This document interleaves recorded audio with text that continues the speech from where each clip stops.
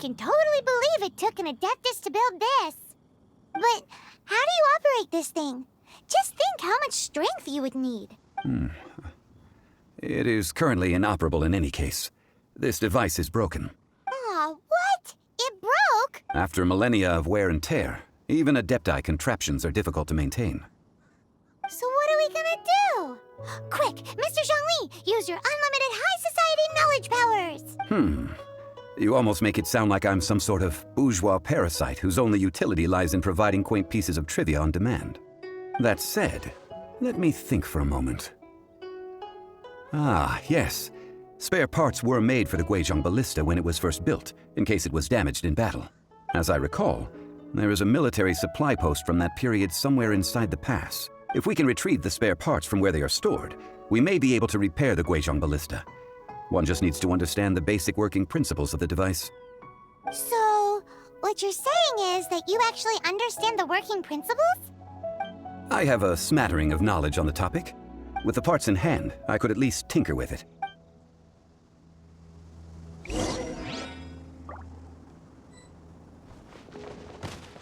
Where is that supply post? Here, post...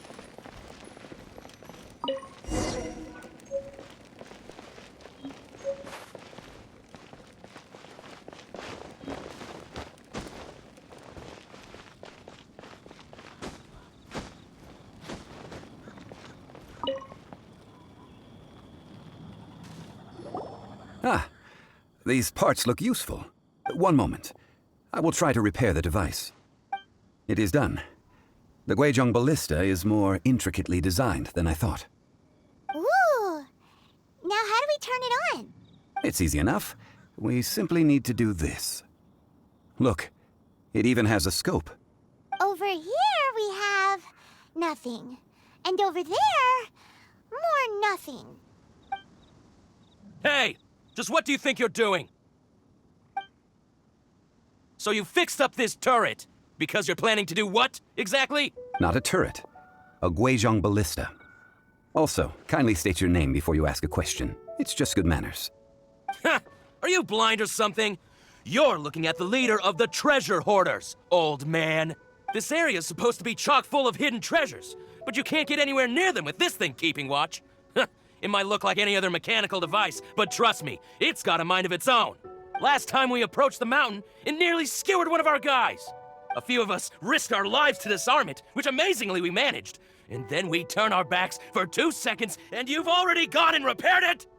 The next thing you'll be repairing is your faces, and that's if you get out of this alive! Tut tut. Vandalizing the legacy of an Adeptus for selfish gain. Disgraceful behavior. It is not we who need reprimanding, but you.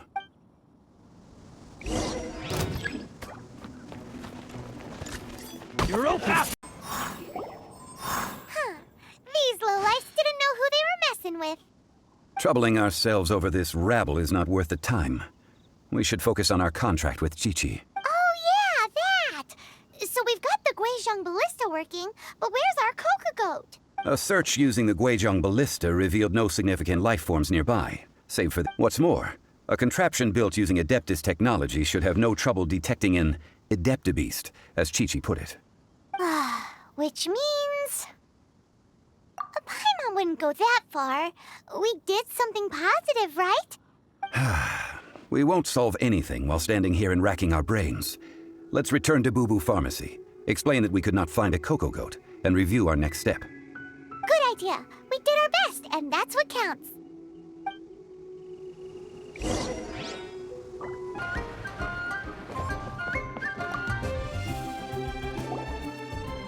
Forgive us. We were unable to fulfill our end of the contract. We found no trace of the Coco Goat Adeptibeast of which you speak. What a disappointment. Don't worry about it. But I feel very disappointed. Oh, poor Qiqi. Why does Paimon feel so guilty all of a sudden? Cocoa goat milk is tasty. So tasty. Much better than normal goat milk. Only an Adeptibeast could make such tasty milk. I'm sorry. I have a poor memory. I cannot remember the name of the milk. That's why I wrote it down. Where did I put it? Ah, here. This is the name. Coconut milk. Huh? I owe you both an apology. I hastily agreed to what appeared to be an equitable agreement with this zombie child, when perhaps I should have undertaken further due diligence. Never mind, Zhongli. You didn't know. As the Liyue proverb goes, all things are random and, so how are you supposed to predict anything? Literally no one could have seen this coming. Excuse me, everyone. Did Chi-Chi say a bad thing? Oh, sorry, but Paimon's gonna leave the job of shattering this poor kiddo's world to you. No. Impossible. Seems Chi-Chi took this pretty hard. Someone learnt a valuable life lesson today, then. Thank you all for looking after my little Chi-Chi. Might I ask who? Ah, how rude of me. I'm Baiju, boss of the Boo Boo Pharmacy. Paimon thought Chi-Chi was the boss. Turns out it's some wacko who wears medicinal ingredients around his neck. What a sorry state of affairs. This little mascot is even more of a simpleton than Chi-Chi. Ah! The snake is speaking! I prefer to stay silent, but faced with strangers, I must speak, lest you mistake me for an escapee from the medicine cabinet, for I am a living, breathing serpent! Don't mind Chung Sheng. She's a good girl, really. As for you three, communal chaos causing with Chi-Chi aside, what business brings you here? Do you sell everlasting incense in this fine establishment? Everlasting incense? Why, of course we do. Phew, at last! Things are finally starting to come together. 3 million mora. Top quality. Guaranteed. Aw, too bad the Chising have taken it over for now. Security will be tighter than usual.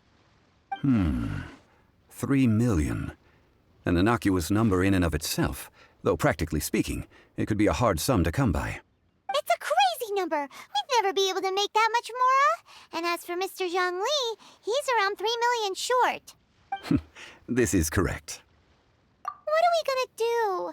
Is this the part where we go crawling back to child?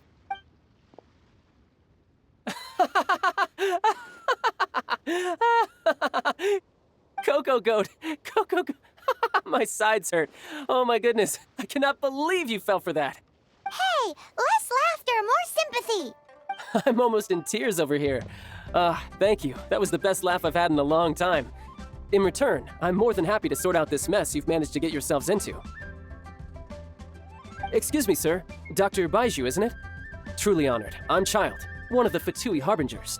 Forgive my audacity, but I see a great many opportunities for us to collaborate in the future. If Boo Boo Pharmacy needed a stable supply of, say, coconut milk, the Fatui could help by setting up a robust and speedy distribution network. Strange. I knew the Fatui infiltrated businesses with seductive deals, but so much fuss over coconut milk? Coconut milk. Baiju, quick. Chi-Chi wants coconut milk. Ah, yes, of course, Chi-Chi. Anything you want. Thank you, child. I look forward to a successful collaboration in the future. I can give you a discount on that everlasting incense, too. Let's say 2,990,000 mora. That's like 0 difference from 3 million. 2,990,000. Also an innocuous number in and of itself, though practically speaking, it is a whole 10,000 less than the original sum of 3 million. Well, now that this is settled, we must head back to Yujing Terrace. Mr. Child, Dr. Baiju, little Miss Chi-Chi, see you soon.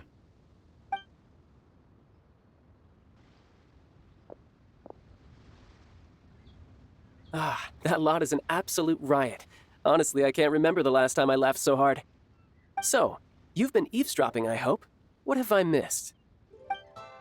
Yes, Master Child. They spoke of the Qixing taking the Golden House. Well, well, well. Ningguang and her Qixing cronies. What else would they be hiding in the Golden House, if not the Exuvia? I apologize, but I warned you, didn't I? As the old Liyue saying goes, the walls have ears.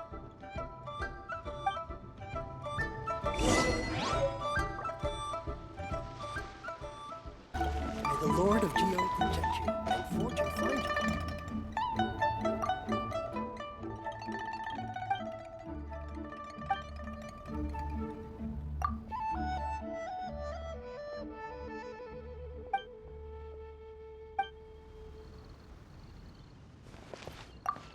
Well, as it stands, we've hired helpers, and we've acquired the everlasting incense.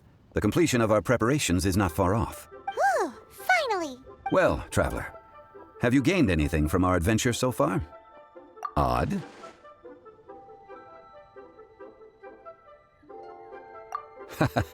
Which is it, I wonder? The questions that such travels raise are ever so complicated. Well, I'll leave you to ruminate over it yourself. As to remuneration for your help, I've decided to treat you to a meal. Oh, yes, don't worry. I will remember to bring the Mora this time. Tonight, I shall take you both to an old hole-in-the-wall, praised throughout Liyue. Hole in the wall? As in a cool restaurant? Indeed. Let us meet near the harbor, at third round knockout.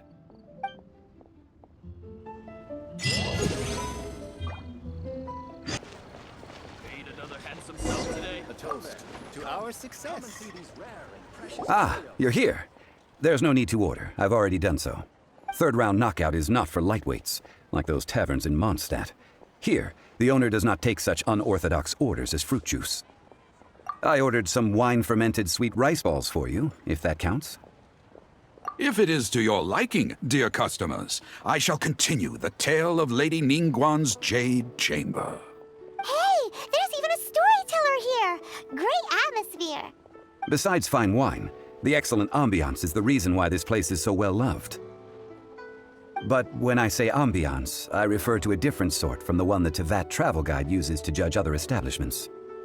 As you all know, high above the land of Liyue lies a pavilion in the clouds, a palace in the mist. What does it mean to have all-seeing eyes? This, my friends, Lady Ningguang's masterwork that bridges earth and sky. Imagine, the weather is clear, and you gaze down from the deck on the world below. Behold, the glorious sights of Liyue Harbor, stretching out far and wide. They say that when Lady Ningguang ponders important affairs, she retreats to her jade chamber with none but her 3 closest confidants in tow. Why brings she these trusted 3 to sift through sources, dig through documents, looking for information? Piece by piece, facts and figures paint a picture on the walls of the chamber. But well before the wall is filled, Lady Ningguang's mind is made up. Having made her call, she has every last document shredded, and whoosh, she scatters the shavings out her window. Ah, look at them, how they billow in the wind like a sudden swirling blizzard. As the fragments fall, traces of text flicker before the eyes of the merchants of Liyue, like ink stains in white snow. The saying goes, the rarest treasures in the land are the words brought by the paper snow. For the words of the Tianquan have the power to move mountains, and all throughout the land know it.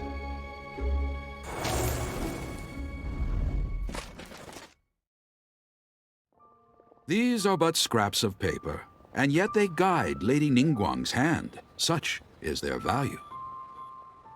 Merely grasping 1 or 2 of them will surely gift you a fragment of her wisdom, enough to stay a step or 2 ahead of your peers. Tianquan Ningguang.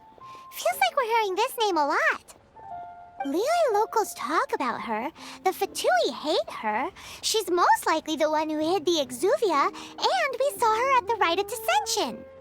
Huh. Paimon wonders what sort of person she is. At last I have found you. You who returned from Jueyun Karst. Who's there? Wait, I am not with the Millelith, nor am I here to claim your bounty. However, I am an emissary of the Liyue Qixing. My name is Ganyu, secretary at the Yuehai Pavilion, and I have come specifically to meet you. Well, in concrete terms, I am the corporate secretary for the Qixing.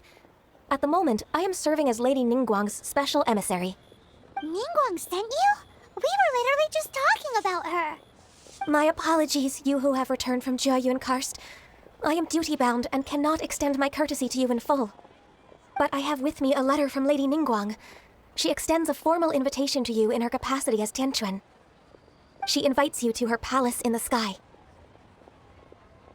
An official invitation? Lady Ningguang said this. Invite him to come here.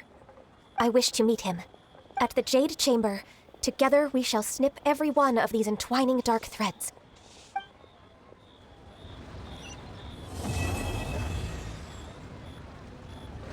And with that, the emissary who called herself Ganyu just disappeared. But we've received an invitation from the Liyue Qixing. Paimon still can't believe it.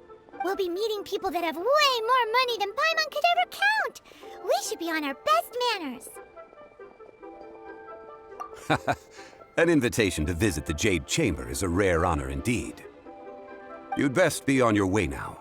But don't forget about the rite of parting. Once you've finished at the Jade Chamber, meet me at Dihua Marsh. Don't worry, we won't forget. Dihua Marsh. We'll see you there.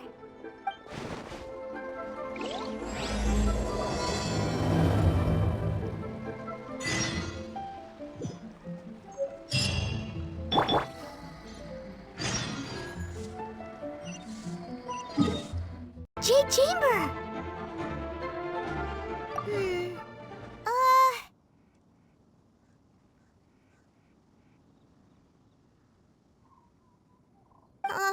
This is bad. Paimon's supposed to be your guide, but Paimon doesn't know where the way up to the Jade Chamber is. Well, since we want to go to the Jade Chamber, let's look around.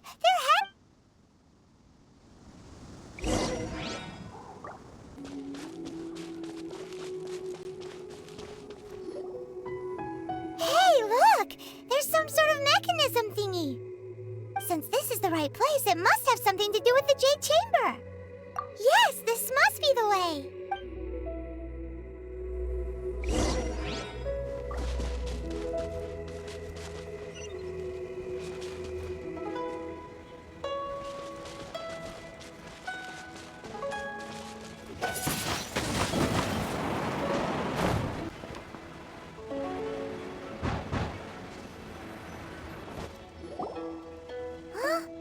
Takes us up to here. Aw, if that wind current was stronger, we'd be able to reach the top in one go. Huh? Why? Or... Oh, Paimon gets it. If it was a secret, Ganyu wouldn't have let us try to find it ourselves, right? All right, let's follow your plan. Then we can... Oh, hang on a moment. Look down there. Looks like we've gotten close to the Guizhong Ballista. Paimon has a new idea. Why don't we shoot you up to the Jade Chamber using the ballista? Oh, right. This method does seem a bit unsafe. Oh, that's right. Now that you mention it, we could use the Guizhong Ballista to see if there's another way up nearby.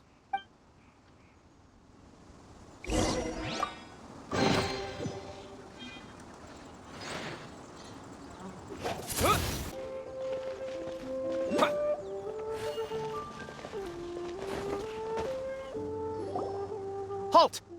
Who trespasses on these hallowed grounds? Exactly. What are you talking about?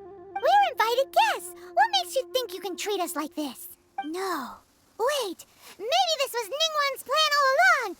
She pretended to invite us to the Jade Chamber, but set up a Millilith ambush here to arrest us. Now Paimon's mad. You, over there. This is a trick, isn't it? How shameless. What? We're just on guard duty. What do you mean, shameless? What nonsense! Seize these suspicious intruders at once! Well, here they come. Line them up.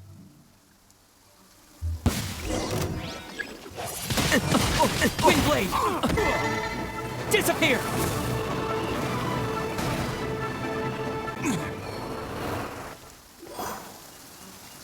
Stop! What's all this about? Lady Coaching, these two strange people suddenly appeared. They seem to have designs on the Guizhong Ballista. Who are you calling strange? You want to go to the Jade Chamber? Who are you? We're invited guests here to look for the Liyue Qixing. Who are you? Well, as it happens, I am one of the Liyue Qixing. Oh! I'm Kuching, the Yuheng of the Qixing. I know of you, traveler. You're Ningguang's guests, yes?